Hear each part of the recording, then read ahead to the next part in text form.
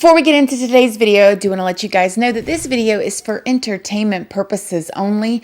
Please remember to be kind to everybody everywhere in your everyday life, in your home, in the grocery store, and especially in the comment section down below. Please do not show hate to anybody, anywhere.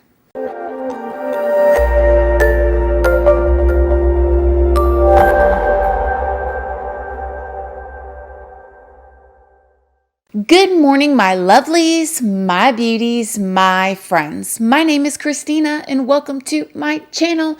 If you're new here, thank you so much for clicking on this video. I really hope that you will subscribe, stick around, take a chance in hearing some things that I have to say. And if you are a returning subscriber, y'all already know, y'all are my babies. So good morning, good morning, good morning. How is everybody doing today? I hope you all are having an amazing day. So in today's video, we are going to be talking about the Caffey family. Have you heard of the Caffey family? The Caffey family is a family that lived in Texas. Very well loved, well known in their community. They were very much involved in their church, did volunteer work, sung in the choir. They all played instruments. Just a very well loved and known family. This story has been featured on Dr. Phil as well as Piers on Netflix. And I will leave all the details to those shows linked down in the description box. Before we go any further, I did want to stop and thank today's sponsor, Raycon. Raycon, thank you so much for sponsoring today's video. And thank you for sending me this awesome wireless pair of earbuds. These earbuds are half of the price as other premium brands. And let me tell you, when I got these earbuds, my oldest son, Jordan, was so jealous. He told me he had been wanting a pair of Raycons for a long time, and I got them first. Raycon earbuds give you 6 hours of playtime, seamless Bluetooth pairing, more bass, and a more compact design for a comfortable, noise-isolating fit. Raycon offers their wireless earbuds in a range of fun colors and patterns with a variety of fit options and no dangling wires or stems. The bass in my Raycon earbuds is so nice and the sound is so crisp. I cannot wait to take these on my vacation this summer because I can just pop these in my pocket or in my cute little purse. They're not big and bulky. If you guys did not know, Raycon was actually co-founded by Ray J. You guys know Ray J, the singer, Brandy's brother. He co-founded these headphones and lots of people love these headphones. Even Snoop Dogg's got him a pair of Raycons. When you buy your Raycons, you will get a 45-day free return policy. So make sure you guys go and grab you a pair of Raycons. All you gotta do is go to buyraycon.com/Christina or click the link below. All right, back to the video. Again, like I told you guys in the beginning, very well known and respected in their community. Terry Caffey, who was the father, delivered medical equipment to like home health care and home health aid and stuff like that. And Penny, his wife, she did homeschool for a bit with their 3 children, but she also did little odds and ends jobs. Like she was a really well-known seamstress. She would sew things and do stuff like that. And she also was a delivery driver for like different food places, not quite like DoorDash, but you know, delivery to food, stuff like that. And she sung in her choir as well as their oldest daughter, Erin Caffey did. Now, Terry and Penny had 3 children. They had their first child, which was their oldest daughter, which was Erin Caffey. And then they had 2 younger sons, Matthew and Tyler. It was said that everybody in their neighborhood could see that they had a scripture, like a wooden engraved scripture that hung up outside their home. And they were known to be a very religious family. Again, all of the family members played instruments. They would play in the church. Erin Caffey, the oldest daughter, she actually sung in the choir, but she would sing solos. It is said that like she would even be singing in the choir at church and it would be so like deep and beautiful that people all over the church would be crying, including Erin herself. So this is just the type of vibe. Very, very what I guess people would consider like wholesome and pure. And I mean, I know those words are very subjective, but lack of a better term, you get where I'm going with this here. Now, when Erin went into the 9th grade and started high school, she went into public school. And I think at this time, the 2 younger boys went ahead and went into public school as well. I've read conflicting things. Some things said that they used to be in public school and then the mom started homeschooling them and then they went back into public school. But nevertheless, they were homeschooled and then they went back into public school for whatever reason. And I'm sure that Erin wanted wanted to go to regular high school and be with her friends and stuff like that. So she started high school in 9th grade. Now, when she turned 16, which was in 2007, she went and got her driver's license and she got her first job working at Sonic. I worked at Sonic when I was about 16 years old too. Anybody else? Sonic is a fun job. It's hard work though. Nevertheless, so she had her car. She had all new friends, obviously, going to a public school versus being homeschooled. And before, her friends were just like from her church group and stuff like that. But now she had a whole new group of friends. And now working at Sonic, she was meeting more people. Now, it is said that Erin wore the roller skates and she would deliver the food out to the people in their cars. And while working there, she met a guy named Charlie Wilkinson, or Charles Wilkinson, who went by Charlie. Now, Charlie was a little bit older than her. He was 18 and she was 16 at this time. And according to Erin, they just clicked. Charlie was what you would call rough around the edges. He was a real outdoorsy type, what people would say rumble and tumble type of dude. He did come from a broken family. He wasn't home very much. He would go stay like with somebody that he called his godmom or his aunt, and he didn't finish high school, and he was a little just rough around the edges. But Erin, y'all, is the bad boy type. I'm trying to tell y'all, it's the bad boy type.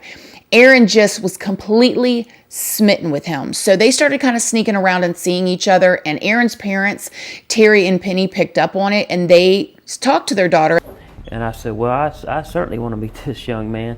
And I said, well, let's just have him over for dinner one night and we'll get to know him and we'll just go from there and see what happens. So they would invite him over so they could get to know him. Immediately, I knew I didn't like him. And I think, at first Penny was like, well, I think that's just the dad in you being overprotective. And I said, partly maybe so, but there was just something that just didn't seem right. I heard Terry, the father, tell the story about how he recounted his first time meeting Charlie. He said he came home from work after a long day and he walked into the living room and Charlie was sitting in his chair. That's no problem, but I walk in, he's sitting down. I come over and I stick my hand, I say, hello, you must be Charlie. And he looked at me and said, yeah, and you are? Just like that.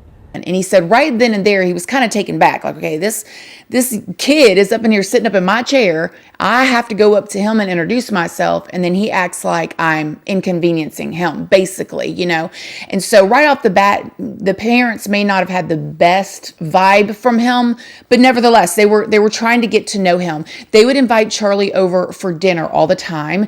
They would later say that he ate dinner there constantly. They had to make a rule that Charlie had to leave by 9 p.m. and then Erin was allowed to text him and stay on the phone with him later. On school nights, I think she had to get off of the phone at 10 o'clock and then she could stay on the phone later with him on the weekends. But they just felt more comfortable with him there where they could kind of keep an eye on him. Charlie would also go to church with them.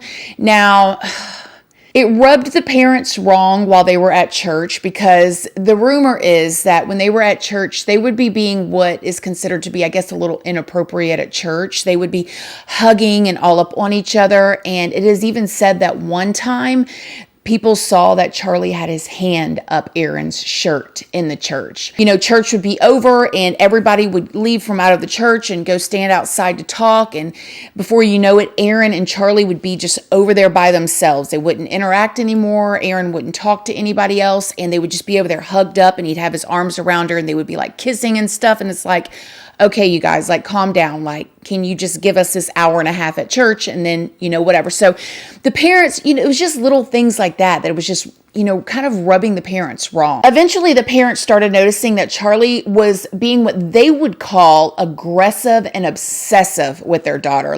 He had to be around her all the time. He talked to her all the time. And it was Erin's attitude started changing and she would get upset if she couldn't talk to him. And which to me sounds like normal teenage relationship or puppy love, but they described it as aggressive and obsessive. Eventually, Erin and Charlie did start sleeping together, so they were doing that as well and sneaking around behind their parents' back. And then one day, Charlie gave Erin a promise ring. So I went and found Erin, and she's got this big diamond ring. It wasn't some cheap thing. It looked like a pretty nice, expensive ring.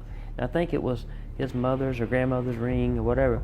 And this really upset Terry, the father. I think probably both parents, but Terry was really kind of upset because he was thinking, okay, here's this older guy. He is, doing all of these things. They would hear him cussing and, talking just inappropriate, especially around the parents, and just coming up in the house and kind of acting like he didn't have no home training basically. And the way that he was acting at church, although they were happy that he was in church, they were like, well, at least he's here, but we need you guys to not have your hand up her shirt, during the service, like whatever, right? And then when the promise ring came along, he just kind of flipped out. He was probably expecting his one baby girl when she gets to that stage that the guy would have a relationship with him and possibly even come and ask him and all of that stuff. So anyways, he was upset with that. But the part that was kind of the final straw for Terry and Penny was that Erin's grades started slipping in school. So she was no longer doing well in school either. So they sat Erin down and said, listen, we think Charlie is not a good influence on you. We think that you need to break up with him. As a matter of fact, we're telling you need to break up with him. You're 16 years old. You're living in our home, and you don't need to be with him anymore. And she hung her head low and she started crying and she told her parents, basically, thank you. I've been looking for a way to, break up with him. I've been knowing for a while now that I do not need to be with him. And Terry and Penny really felt good. They felt like, okay, wow, that went a lot smoother than we were expecting. We've gotten through to our daughter. It's going to be done. It's going to be over with. Seemed like we were getting the old Erin back.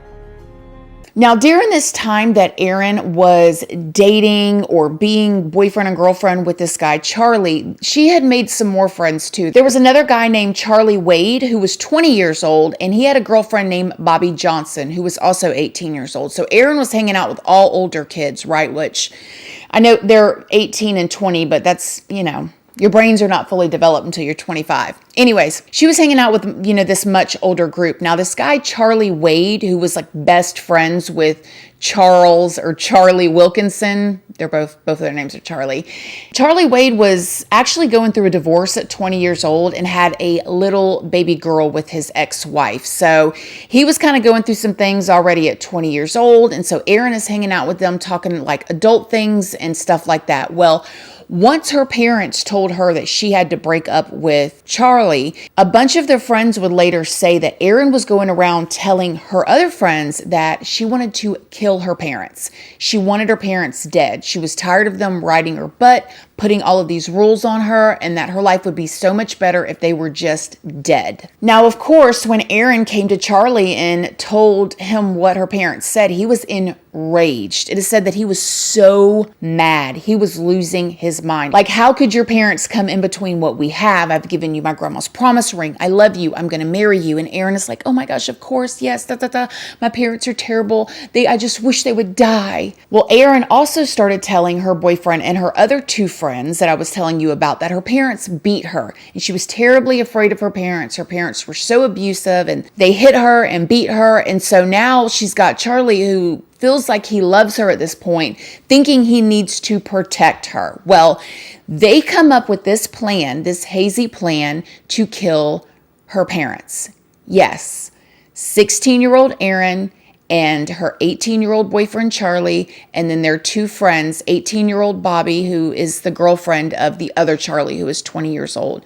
So they come up with a plan where they're going to just kill her parents. It's going to solve everything. This plan was set out to happen on February 28th of 2008, and about 11:46 p.m. to like 12:40 something a.m., that hour of a span, Erin called her boyfriend Charlie 6 times. Where are you? You're supposed to be coming and doing this. You're supposed to be coming and killing my family. Where are you? Where are you? She's blowing him up. She calls him 6 times. Well, what happened was Charlie, the other Charlie, and Bobby came driving up to the house. They were going to bust in the house and kill the family. And the dog was outside and the dog was barking. Bark, bark, bark, bark, bark. So it scared them off. So they left and they said, listen, we're not going to do this. Like, your dog's out there barking. And she started begging Charlie, please, please, please just come back. Just kill my parents. Like, I'll put the dog up. I'll put him in a closet somewhere. He won't make a single noise. Please, please, please come back. And you think that like these young kids at this point would be like, what are we doing? But no, they come back. And when they come back, she sneaks out. Erin sneaks out and goes and gets into the car with them. So now it's them four. They drive to a cemetery and they sit there for an hour and they make a plan about killing her parents. While they're talking about this plan, Erin says, you're probably going to need to just go ahead and kill my two little brothers too, so they can't say who did it. So they are sitting at this cemetery at 1 o'clock in the morning for an hour. And all four of them are discussing this. And not one of them is going, why don't you just like run away? You'll be 18 in a year and a half. Like nothing else came to mind except for that. At this point, Erin tells the other Charlie, okay, now the Charlie that's going through the divorce and like in a custody battle for his baby girl that he has with his ex-wife, he needed $2,000 for a lawyer. She said, I've got $2,000. My parents have it in their safe. Here's the combination, code right here. When you go in there and do this to my parents, you can get the $2,000. So that was an incentive for him right there because he wanted to get custody back of his daughter. So he's going to go and kill her parents to get that $2,000. Makes complete total sense, right? Erin continues to tell Charlie, if you love me, if you want to be with me, you will do this. You will just kill my parents for me. I mean, it's so simple. Like, don't you understand? It's so like, you know what I mean? So the four of them pull back up to the house and they live out in the country. This is, Celeste, Texas. This is way out in the country. I think their first neighbor is 300 yards. They live far out. They're not, they're not next door neighbors with people. They pull up to the house and the two Charlies get out of the car and they have a .22 caliber handgun and two samurai swords, two big old giant swords. They go into the house, and when they get to the parent, now it's a 2-story cabin. They get on the first floor where the parents' bedrooms are, where they are in there sleeping, dead asleep, not thinking anything, and they kick the door open. When they kick the door open, the handle hits the back of the wall, and it makes a loud bang. Loud metal click sound. And I immediately jumped up, and I'm thinking maybe it's Tyler came down, had a nightmare or something. And as soon as I sat up, bam, bam, bam, the gunfire went off. And I remember just being so loud. They were just shooting. And they shot Terry, the husband or the father, 11 times. They went over to shoot the mother and the gun jammed. And so the other Charlie took the samurai sword and stabbed her in the neck. And it got her so bad when he stabbed her in the neck that it almost decapitated her right then and there in the bed. And then they heard the little boys yelling from upstairs and they walked around. The two guys did. They got the gun unjammed and reloaded it. And when they looked up the stairs, they saw the oldest little boy who was 13 years old. And he started yelling, Charlie, why are you doing this? Please stop. Why are you doing this? Please stop. And he lifted his gun and he shot up the stairs and he shot the 13-year-old little boy in his face and it killed him instantly. Then they ran upstairs and they started looking for the 8-year-old little brother, and the 8-year-old little brother was hiding in the closet. And all of it is terrible, but this is like the most horrible part. And even what the investigators said was the most disturbing part, that they went into that closet where a little boy was hiding in the closet, sitting in a fetal position, just like, terrified. And they took the samurai swords and they stabbed him to death there in the closet. After they finished stabbing him and basically killing everybody, they ransacked the house. They went into the safe that Erin told them to go into, and I think there was like $300 in there. They found a bag that Erin had packed. Yes, Erin had packed her a little bag full of clothes and everything, and so they got the bag for her that she needed and got other little things, and then they went around lighting blankets on fire in order to set the house on fire. And they set the house on fire, and they rushed out of the house, got into the car, and they hauled butt. Now, at this point, Terry is the only one that is alive, barely alive, okay? He looked over at his wife and he realized she was dead. There was no coming back for her. He knew that his 2 sons were dead. He said that he knew they were, and that he just had to get out of that house so he could tell the cops who did it. Like, he didn't even think he was going to live. He had been shot 11 times, multiple times in the face, in the shoulders. Like, the house is billowing with smoke. He's just trying to get out of the house because he just had to tell the police who killed his family. He got out of the house and he is crawling. I mean, he is not walking. He crawled 300 yards to the neighbor's house, even had to swim through a little creek, and he almost drowned in that creek. Got to the neighbor's house on the ground, bangs on the door, and the neighbor opens up the door and sees his neighbor there covered in blood. He said, "What happened to you? What happened to you?" He said, "Call 911, call 911. My family's dead. My family's dead."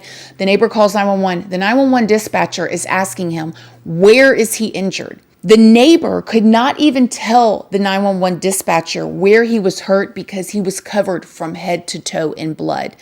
The ambulance gets there, they load him up, and he just starts telling them it was Charlie Wilkinson. And this was a small town, so people knew who Charlie Wilkinson was. People knew who all of these kids were. He said it was Charlie Wilkinson, it was Charles Wade, and So they get him on an ambulance, they get him in the ambulance, get him rushed off to the hospital. The police, because they knew who Charlie was, they went to his house. There are pictures online, and the house was disgusting. I'm talking mattresses on the floor, pizza boxes, trash, looked like a case of hoarders. Okay, disgusting house.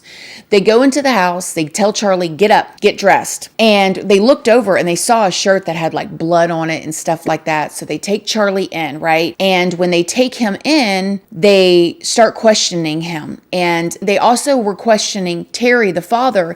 And, the rest of the family is gone. The house is completely covered in flames and burning to the ground at this point. When they start questioning Charlie's not really giving very much information at first, but they do obtain a warrant to go back and search his house. They go back to search his house, and I mean, they're lifting up stuff, digging through stuff, and one of the cops looks down and they see blonde hair, which looks like a baby doll. So he reaches down to pick up the baby doll, and when he pulls the hair, 2 eyes come up looking up at him. It was Erin. She was hiding under like this debris and stuff. And Erin goes, "Where am I? What happened?"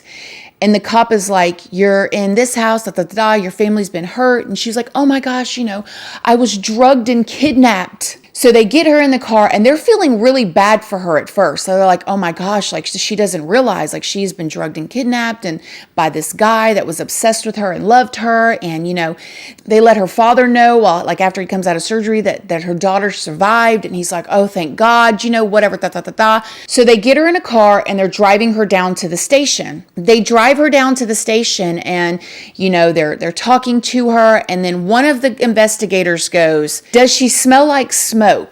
And the officer said, "No, she doesn't smell like smoke." He said if she was in that house and it was set on fire, her clothes would smell like smoke. Give her a UA to see if she was drugged. So that takes a little bit of time. Her grandmother comes there. Her grandmother runs up to her, gives her a big old hug. It's just so thankful that, that her granddaughter's alive and made it. And, Terry made it. But, the other 3 have, been killed. And oh my gosh, this is a crazy situation. And she's with her grandmother when the UA comes back, and there is no drugs in her system. So she's put under arrest right there with her grandmother. And it's like, this chick literally sat up in there and just as soon as they grabbed her head, she said, "Where am I? What happened? I was drugged and kidnapped." Hold that thought. So as they go and find the other Charlie and then the girl Bobby, and they start questioning them. When they start questioning them, all 3 of them say that Erin was the mastermind of this whole entire thing. Now the police, all of them, they don't want to believe this at first. She is the innocent little girl, right? She is the perfect little princess that sings in the choir and has everybody so moved by her voice. They go into her phone and they find the text messages and they find the phone calls of where she was calling him and texting Charlie and saying, please come back and kill my parents. And they find it all. They go and tell her father, Terry. And Terry would later say in an interview that finding out that his daughter was involved in this, planned it, hurt him worse than anything else. It felt like he was literally dying. They said he started screaming and crying and falling apart in the hospital. I could not imagine. Like, talk about a parent's worst nightmare. You know, that you love your child, you try to do everything for your child, you try to protect your child, give your child a good, stable life. And with stability comes rules. It comes, you know, as parents, we're not supposed to be our kids' friends. We're supposed to be their parents. They have friends, you know, and for the thought to know that she could have planned this, begged people to do this, and then played the victim afterwards was just more than he could bear, especially at that moment. At this point, they just really all started snitching on one another. Erin tried to switch her story up once she found out that, you know, the gig was up and they knew that she was involved. And then she tried to switch her story up and say that she was manipulated by a controlling boyfriend. And he would say that he did it because he wanted to protect her. She was telling him she was being beaten. And then the other guy, Charlie, said that he did it because he really needed the money to get custody of his child. Really?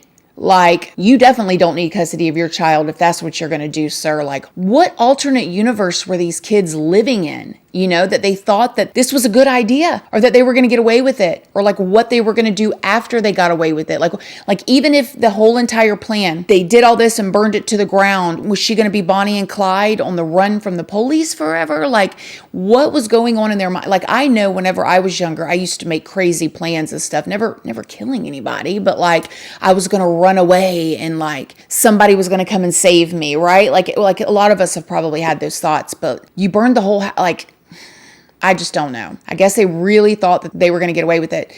So in the beginning, the dad wanted the death penalty for the other two guys, for the other people, the two guys for sure. He wanted them to have the death penalty. He was like, no, you took the life of my families. Like, we're going to take the life of yours. He had such bad PTSD. I saw an interview that he still actually to this day wakes up in the middle of the night. He would go to sleep with a gun on his chest, and he would wake up in the middle of the night to shotguns and the sound, and he would be full of sweat. And he said he still sleeps with a gun in a chest next to him or a drawer next to him. He doesn't sleep with it on his chest anymore, but he sleeps with it next to him, and he still has that PTSD where he's awakened in the middle of the night, the sound of gunshots and like the house burning and like, oh my gosh, the poor guy. So anyways, he would come to court with a gun on him. And I don't know how he got into that court. It must be a Texas thing. I think Texas, they roll like that, right? But he would come to court with a gun on him, and like he would daydream about like killing the two boys. Long story short from that, you know, he's back in his church, and his pastor would always say, we need to pray for the other two guys too. Like, we need to pray for the Erin, we need to pray for two Charlies. And some of the family members of the other three people that were involved actually went to the same church as him. And Erin's dad, Terry, would later say that, like, he would sit in church and go, why are we praying for them? Why are we praying for them? They killed my whole family. But as time went on, God began to deal with his heart, and he forgave them. And he did go to court, and he petitioned that none of them would get the death penalty. He wanted them to have enough time to repent while they were in prison and get right with God, and then, you know, hopefully go to heaven one day. That was his train of thought. So he did petition that they would not get the death penalty. Get this, though. He is still in relationship with his daughter. He goes and visits her in prison. You know, she got 40 something years. She won't get out until she's like almost 60 or 70 or something. The other two boys got life without the possibility of parole. And then that girl, Bobby, got like 20 years. She was just in the vehicle. The daughter, Erin, got all that time because although she did not go in and do anything, she was labeled the mastermind of this. And so now he is still having contact with his daughter, goes and visits her, although he says sometimes it is hard to visit her. He forgives her. He does not feel like she was the mastermind of this, okay? One of her ex-boyfriends came and testified in court that when he was dating her, this was before the Charlie guy that she was dating, that when he was dating her, she asked him to kill her parents. That she said that like, oh, they just, any boyfriend that I ever get, they won't let me be with him. And he was like, yeah, no, that's not going to happen. And I guess he thought that she was just talking or whatever, but the other Charlie was not the first guys that she had asked that to. I'm going to be honest with you guys, okay? I watched the Piers Morgan thing. Her episode is not on Netflix anymore. There's a really, really, really crappy episode on YouTube. I will leave it linked down below. The quality is terrible, but you can still get the point. It may not stay up for long if they find out that it's up for whatever reason, but like I will leave it linked down below. This little girl scares me, okay, because she still plays the victim to this day, and she literally planned all this. Even when she's doing the interview, she does not show genuine remorse, in my opinion. To me, it seems all like an act. As a matter of fact, Piers Morgan asks her in this interview if she still loves that guy Charlie that did all this. It took her forever to answer, okay? It did. And she did say no, but I also know how it is when you go in. She was 16 when she did all this. This was her last boyfriend. She probably still thinks of him and still loves him, even though he killed her whole entire family because she asked him to. I love when Piers Morgan does these interviews because he asks the tough questions. Like he will. He don't care. He'll put you on the spot. And he asked her, he said, well, what about your ex-boyfriend that came in there and testified and said that you wanted him to kill your parents? And she was like, oh, you just know, like teenagers, you say you want your parents to die or want your parents dead. I get the whole like saying like, oh, I wish they would just, whatever, like if you're mad, but actually talking about a plan of doing it yourself. So anyways, nevertheless, she is in there. The father, Terry, I just cannot imagine what he has gone through afterwards, right? Like his whole family was annihilated by his 16-year-old daughter, basically. I mean, the other guys were involved, but it was all her manipulation and plan. Crazy. Okay, 1 minute she's singing in the choir, got everybody crying, doing volunteer work with her mom, and the next minute she is planning the demise of her whole entire family. 16. So the father has been remarried twice since then, and I don't know what happened with his second wife, why he got a divorce. I could only imagine. I'm sure he had a lot of PTSD. I'm sure he's had a lot of mental things to work through. I'm sure he still does. Okay, I cannot imagine, right? But his second wife that he is with, or is his third wife now, because his first was killed by basically her daughter and her boyfriends.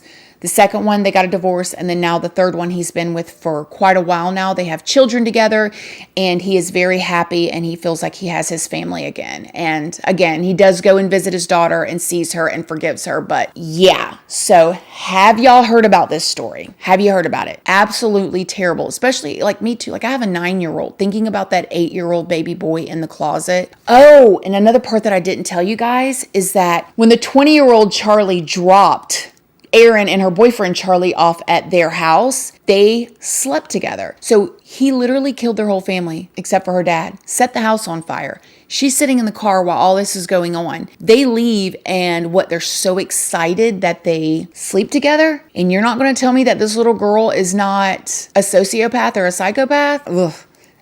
Terrifying. Anyways, have you guys heard about this story? What do you think about it? Let me know in the comment section down below. As always, my loves, thank you guys so much for watching this video. Please do not forget to like it.